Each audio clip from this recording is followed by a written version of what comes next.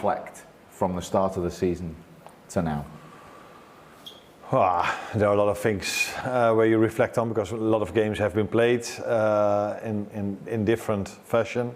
So we started the season really well, although we almost every time needed a late game winner to win the game. But we had 5 games, 15 points. We won the first Champions League game, and then of course we went on a bad run of games.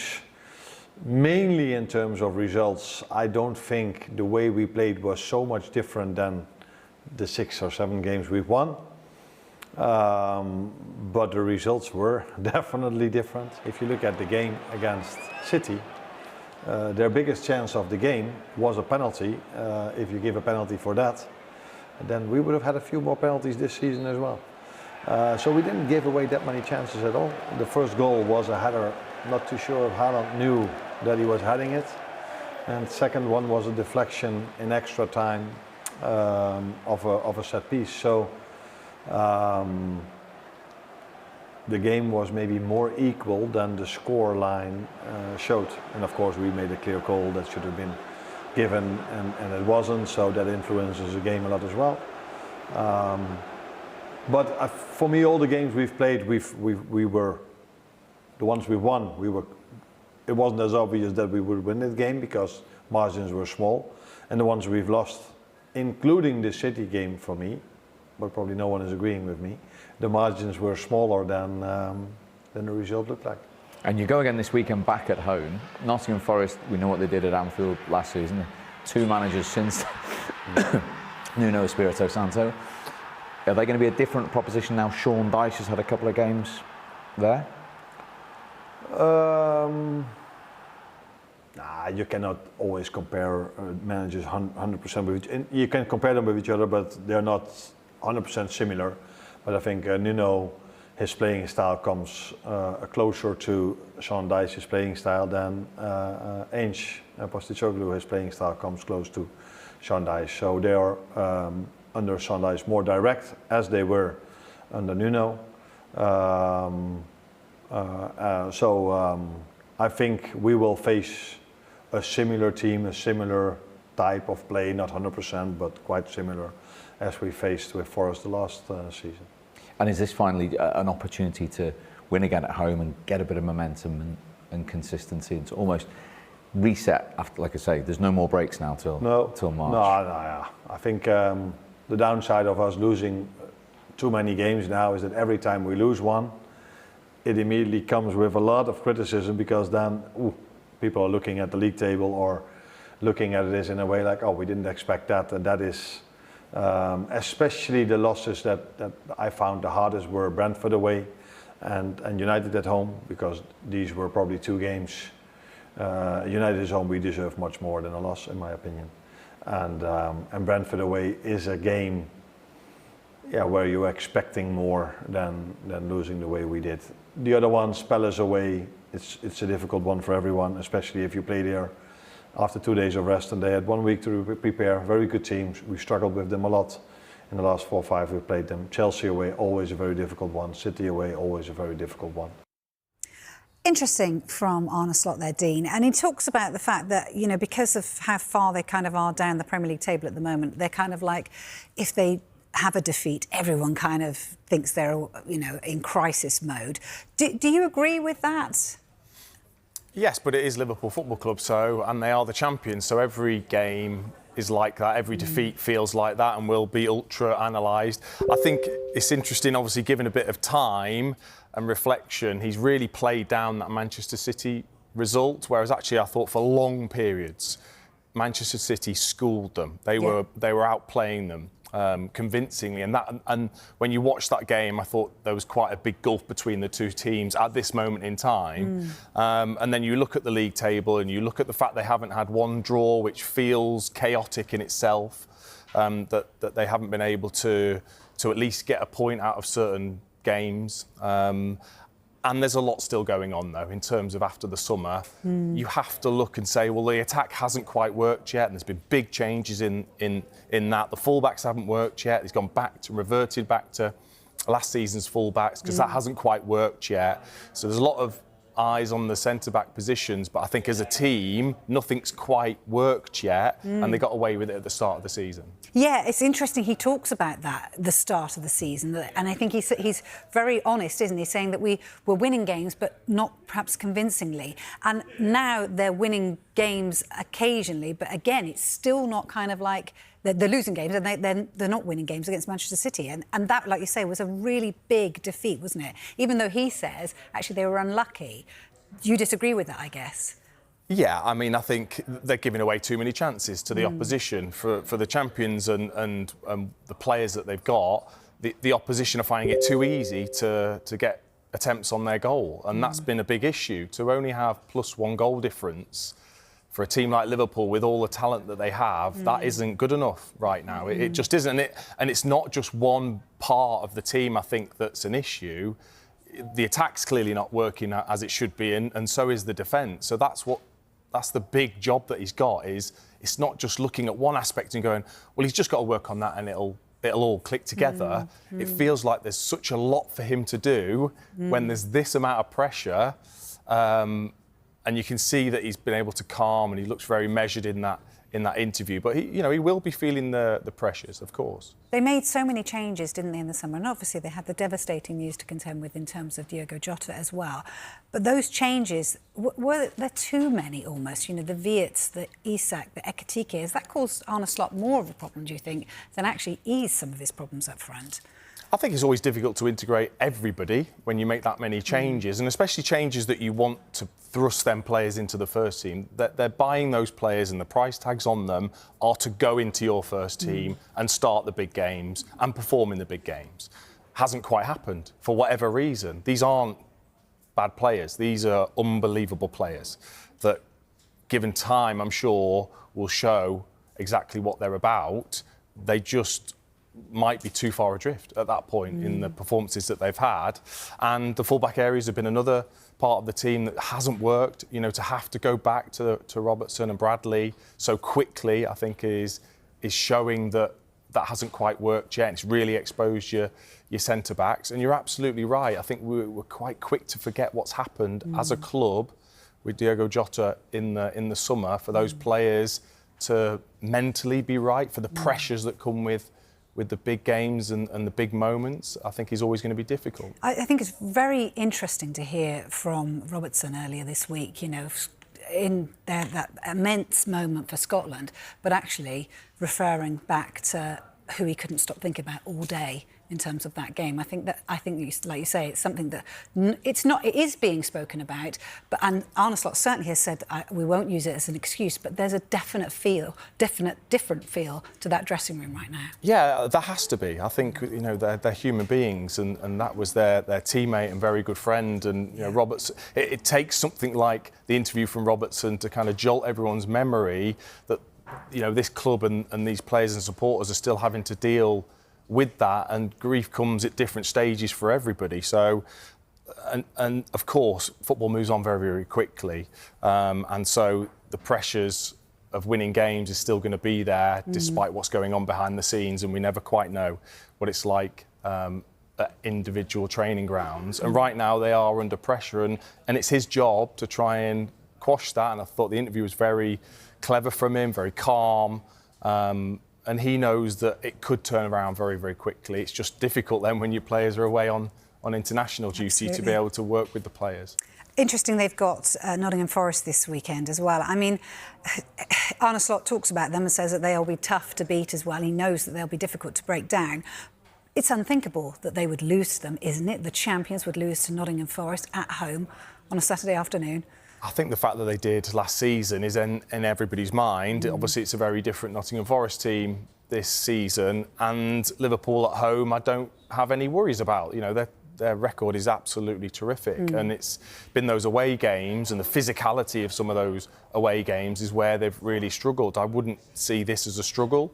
Of course, they're going to cause problems in terms of breaking Nottingham Forest down, but again, it feels like a great opportunity for this Liverpool team to come back after the international break, put in a performance, get a result, and just to calm everything down after that Manchester City performance. Yeah, absolutely. Something you spoke about, Jamie Carragher also talked about. He's warned Liverpool they must sign a centre-back in January or they'll have serious problems. Have a listen to this. Yeah, Liverpool need to spend in January. Yeah, they need to buy a centre-back. They should have bought a centre-back in the summer. They didn't, and then the one centre-back they did buy, Leone, a young Italian player, looked fantastic. Unfortunately got an ACL injury, so we won't see him till next season. So, yeah, I mean, Liverpool are probably one injury away at centre-back from, I mean, really derailing the season, so they have to go to the market in January.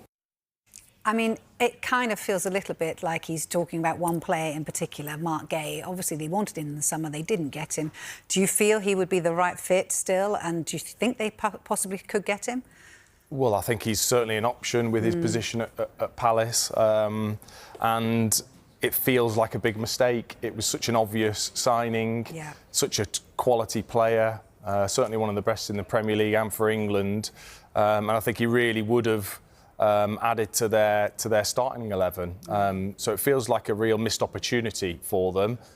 But because all eyes are on those centre-back pairings and the goals that they're conceding, it's very easy then to think, oh, well, you know, missing out on Gahey or possibly in January bringing in a centre-back is going to be the key. And I think they do, because you need the same competition for places at centre-back as you do in the forward areas where they've got plenty of that. It's funny, Jimmy Floyd-Hasselbank was talking about Gay this week, saying if Real Madrid are after him, he'd kind of wait.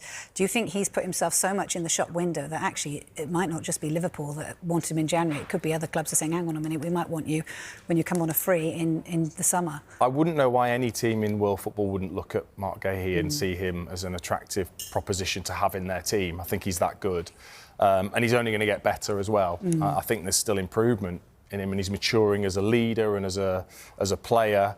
So yeah, I would think there'll be as many options as he kind of wants. I would expect when he decides to leave, if he does leave Crystal Palace. I just think it's so easy to look at Van Dijk and particularly Konate. Konate seems to be getting all the stick at the moment, and I've watched Liverpool a good few times now, and they are so exposed. It is just so obvious when teams play against Liverpool at the moment. All the space is down the sides, over the fullbacks, or down the sides of the fullbacks. And Konate is the one that they're targeting.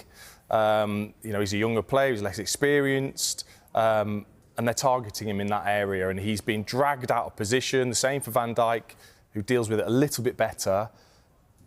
I'm not putting that much on him. I think he's so exposed at times because of the fullback areas, and possibly midfield not covering the same, and he's going through a bit of a period where he's not playing to the levels that he's shown, but I think he's been used a bit of a scapegoat when I don't think it is just him. I think it's a much more of a team issue, and teams will look at the weaknesses, and they've spotted that area, and he's having to be dragged out constantly, out wide, and you know, you don't really want your centre-back having to go out there. No, OK.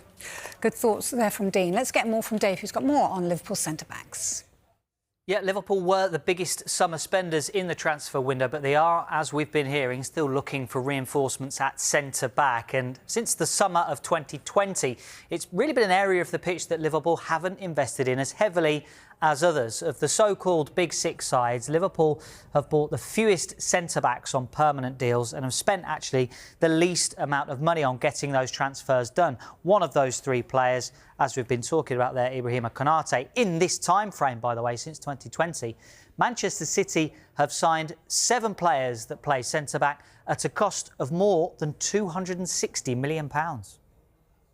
OK, let's get more on Liverpool. We can cross to their training ground now and join Vinny O'Connor, who's standing by to talk to us, I think. Vinny, you watched them train a little bit earlier, didn't you? How are the squad looking ahead of Saturday's game against Nottingham Forest then?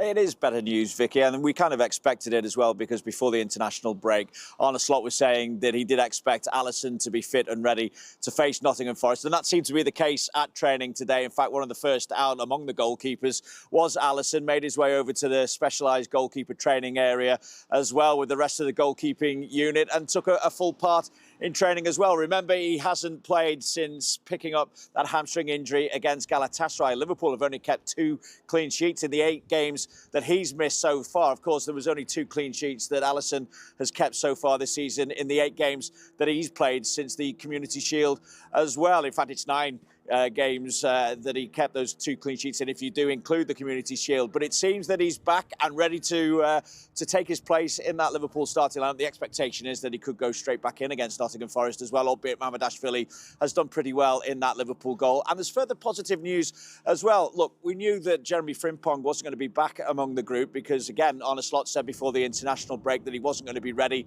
to face Nottingham Forest. But when we turned up at the training ground today, Jeremy Frimpong was just coming to the end of an individual session out on the pitch before jogging past our cameras and making his way into the main building at the training centre.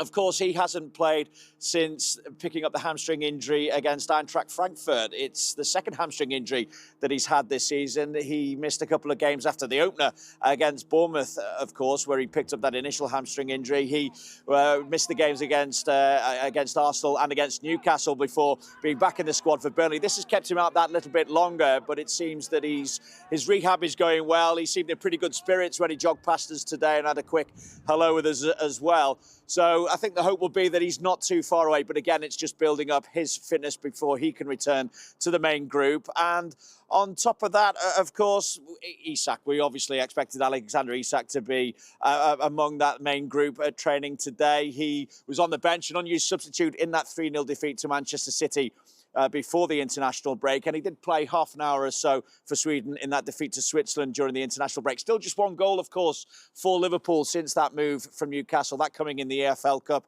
against Southampton. And before his latest injury that he picked up against Frankfurt, Arne Slot felt that he'd got that mini pre-season under his belt and we'd start to see the best of Alexander Isak. We could certainly start judging him, but after that injury, of course, has just been absent for a few games now. The fact that he's back, they'll be hoping that he can start picking up momentum and should be ready for enhanced game time now. And of course, a lot of talk about Mo Salah's position in the side at the moment, given his form so far this season. Just 6 goals in all competitions for Liverpool, none during the international break either for Mo Salah. He did score a couple of goals before the international break in back-to-back games, of course, scoring against Brentford and against Aston Villa, but drew a blank against Madrid and against Manchester City. Of course, the key to Liverpool really closing that 8-point gap between themselves and Arsenal now is Mo Salah finding the kind of form that we saw from him last season and, of course, helping Alexander Isak to find his feet in that Liverpool side, because really they need to start picking up momentum now if that 8-point gap between themselves and Arsenal